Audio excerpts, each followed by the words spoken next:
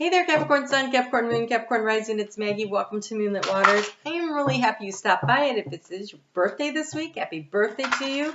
We're going to actually pull a special birthday message for you, and then we're going to take a look at the week, and we're going to wrap it up with a little look at the energy around the winter solstice that starts on the same day the Capricorn season starts, as usual.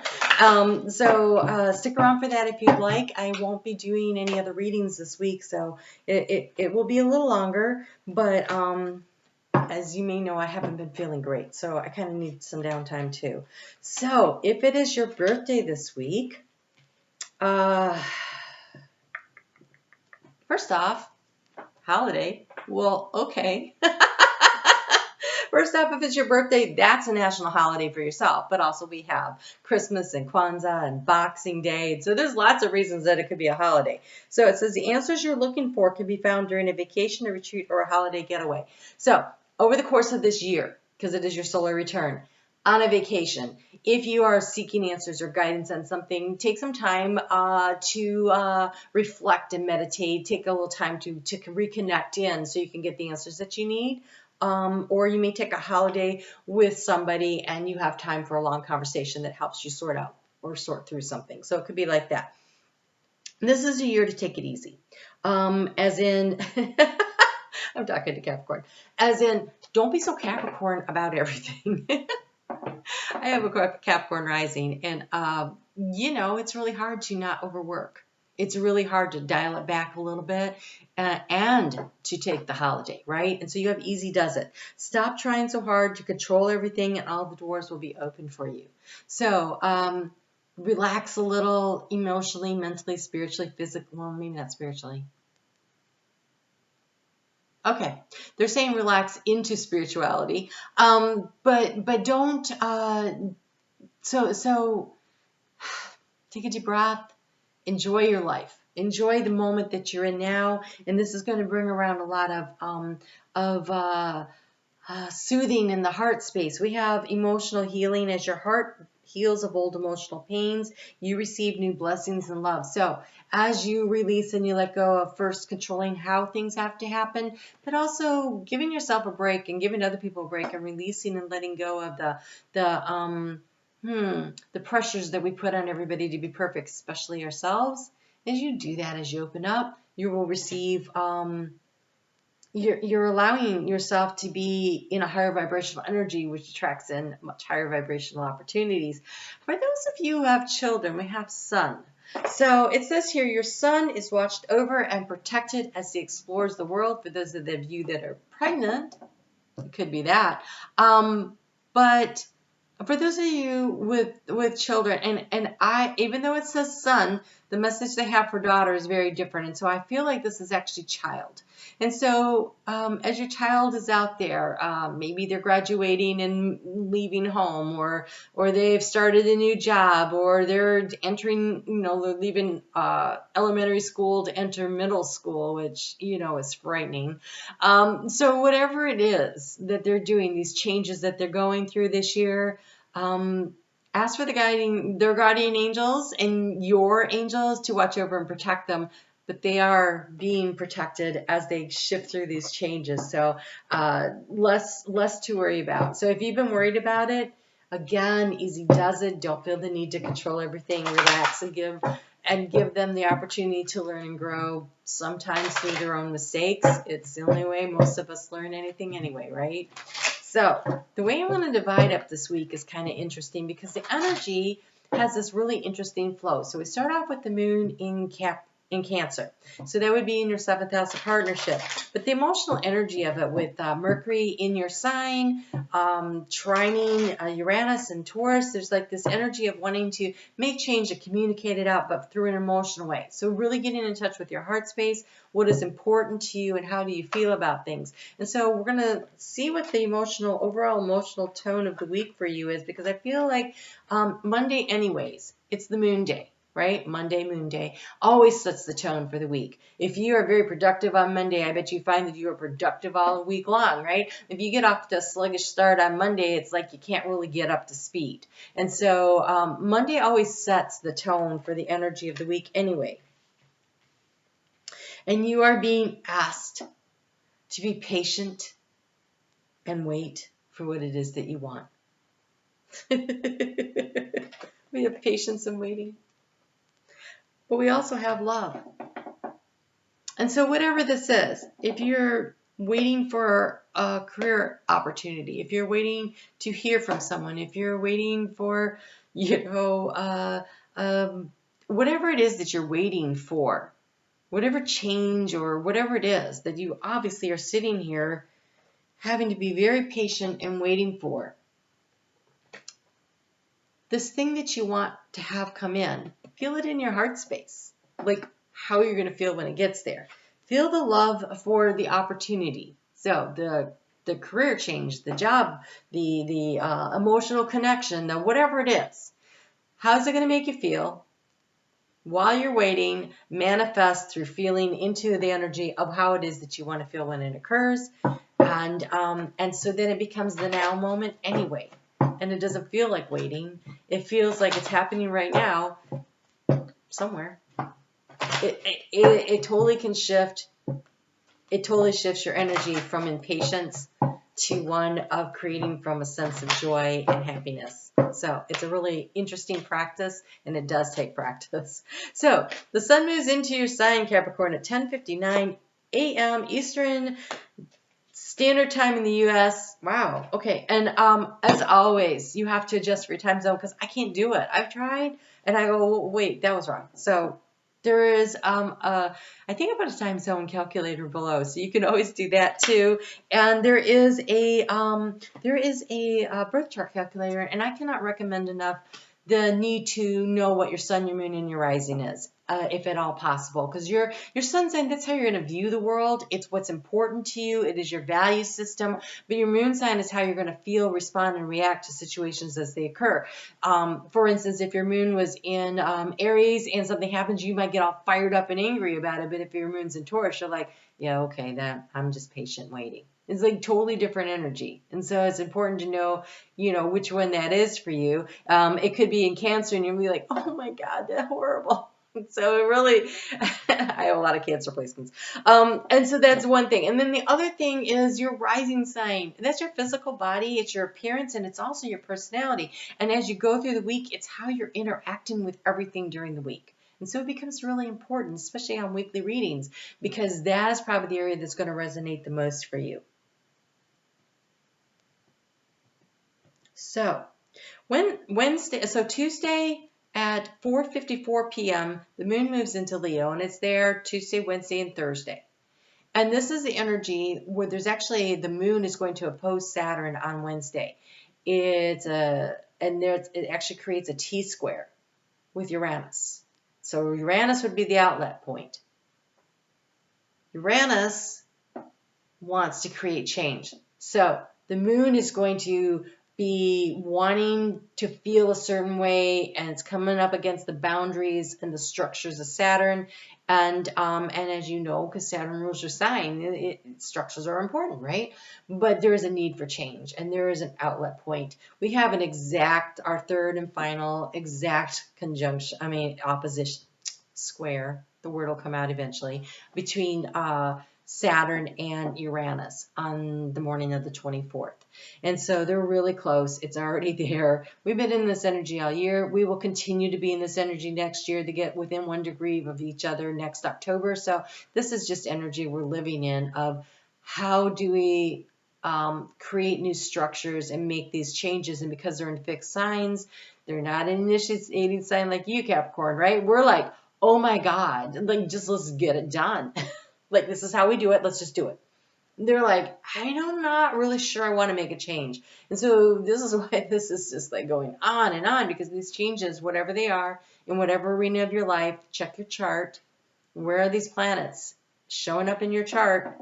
You want to make these changes. And it's really like somebody needs to oil that gear. So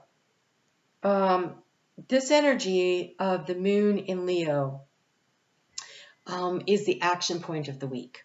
There's a lot of tension, a lot of pressure. How people are going to react and respond will be different. based on their moon. But people are feeling the tension, the pressure, and many will think it's just because I got to get everything done. I got to get everything done before the holiday weekend. But there's this other pressure that's adding to it. So I'm a little concerned about what you have here. So I'm like, oh, whoa. Okay, speaking of Moon and Aries, we have Aries that showed up. So Aries wants to go to war. So Moon in Leo, very aggressive, and you have Aries showing up. It is going to require an extra amount of effort on your part to stay out of the fray. We do have Prometheus, altruism, which is where giving of yourself to aid another is one way to release the pressure to create a change. You have dedication. What is important to you? What are you willing to focus on and put your energy and effort into? And always that's how you succeed anyways, right? But what is really interesting is you have Odin. This is the guidance. And Odin uses his intuition. And so this is a week to really tap into your intuition, to figure out how you can problem solve through helpful methods as opposed to going to war. That being said, sometimes we have to go to war. But I think it's important that it is done with the idea of I've tried everything else. I've tried all these other things. That's not working, and I'm standing up for myself. Going to war, Aries, though, is the aggressor. And I don't recommend that. But standing your ground, I do. I do think that everybody should be willing to stand their ground. So I think that there is a possibility Tuesday, Wednesday, and Thursday for that pressure to really be bothering you. Uranus is in a fellow earth sign. You're going to be feeling in flow with that energy of wanting to make a change. How you go about making the change, it's your choice. Be discerning, figure it out. I know you'll adjust and you'll manage it. All right, so that exact conjunction, square, happens at 2:17 a.m. Eastern Standard Time in the U.S. on Friday the 24th, which means the pressure valve gets released. And so as the moon moves into fellow earth sign there of Virgo at 3:24 a.m., so just a couple hours later. So it's always the build-up pressure that's the hardest. Once the exact square comes, it starts to ease. Okay, but they're still right there on top of each other. They don't move very fast. But that moon moving into Virgo is very soothing to Capricorn energy, and it's very soothing to the Taurus energy where Uranus is. And as it progresses through the weekend, the holiday weekend there, it's going to trine with Venus and Pluto and Mercury and Uranus, and it's just kind of almost very soothing, very nurturing. I think given enough effort on everyone's part, the dedication, you can make that a very let the breath out opportunity for you. So this is interesting. So this energy here of this square energy is there to create change, and its change is going to come from chaos. But here's the great news: whatever it is that you have been waiting for, that you are patiently waiting for, that you are holding the vision in your heart with love, you will start to see something happen in the spring. We have new growth.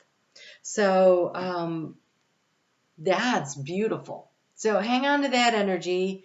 Really feel into that.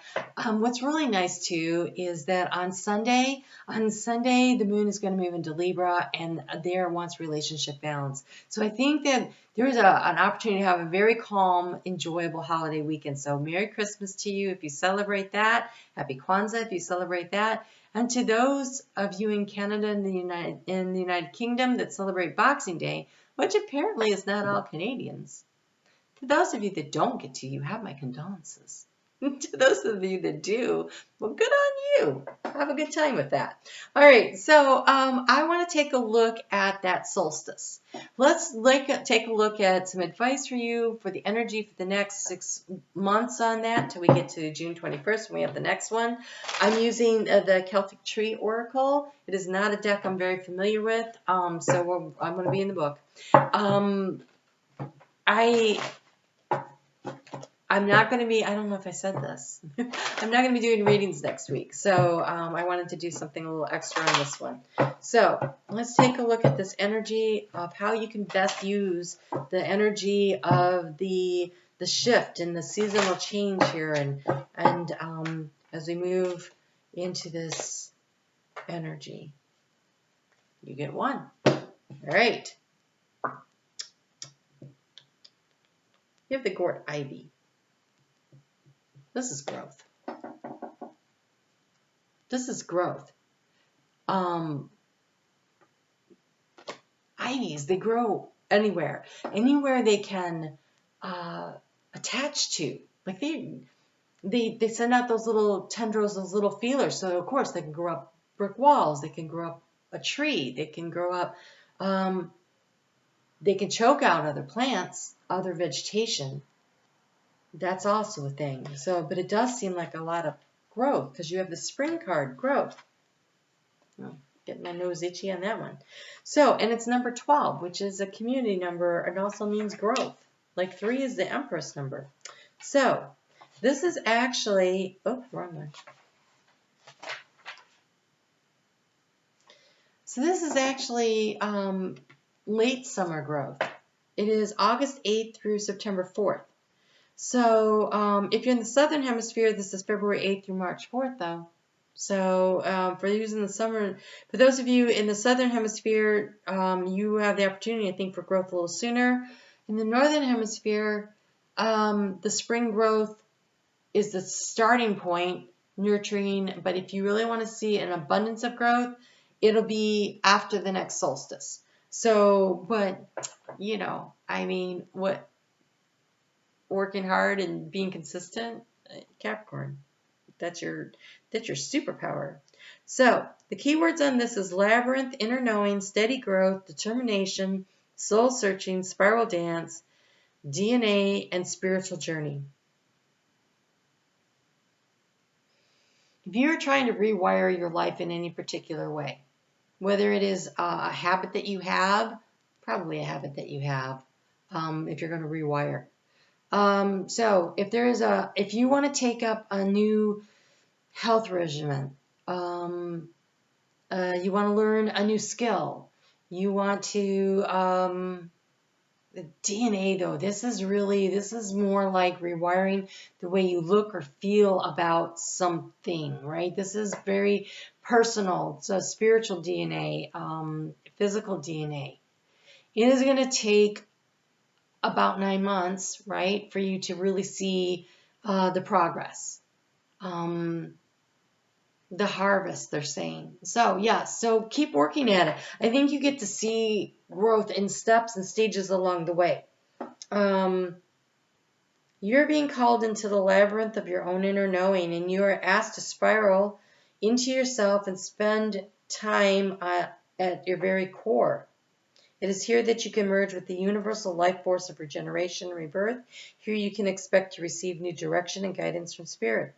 The answers lie within you, but to access them, you are asked to journey to your soul's inner light. So, meditation. This is really spiritual. This is a chance for some serious spiritual growth and awakening over the course of the next 9 months. The message says, hello, I am Ivy, and it is my greatest pleasure to assist you to know yourself and to evolve your consciousness. Please don't be afraid to slow down. Ooh, easy does it. Please don't be afraid to slow down as you begin the journey of self-discovery. I ask that you be as truthful as possible with yourself now. Take yourself seriously. What are your special dreams and desires? I ask you to feel your feelings, not run away from them. Sit quietly even though they may be difficult or painful. Honor yourself by admitting your feelings are part of you. Once you feel them, they have less of a hold on you. Imagine that you are reweaving your life, or rewiring.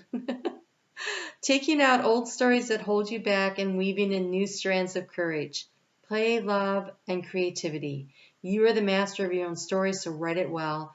Ask Mother Spider to help you. She has many wonderful ideas for you, as she can see into your heart and soul and understands what you are here to do. She will help you move towards your blessed destiny. If you are a Capricorn rising, the North Node has moved into, well, in January it moves into your 5th house of creativity. This Mother Spider thing, that's creativity. Creating from a sense of joy and happiness creates stability. Spider webs are very stable structures, but they are done in a very methodical, step-by-step Capricornian way, a strategy and a structure.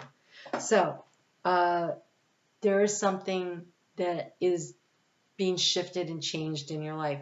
It is important to identify what is of value to you, how you really feel about it. This is self-love, and this is also love for what it is that you're trying to bring in. And allow that to expand and to soothe its way out over the next 6 months.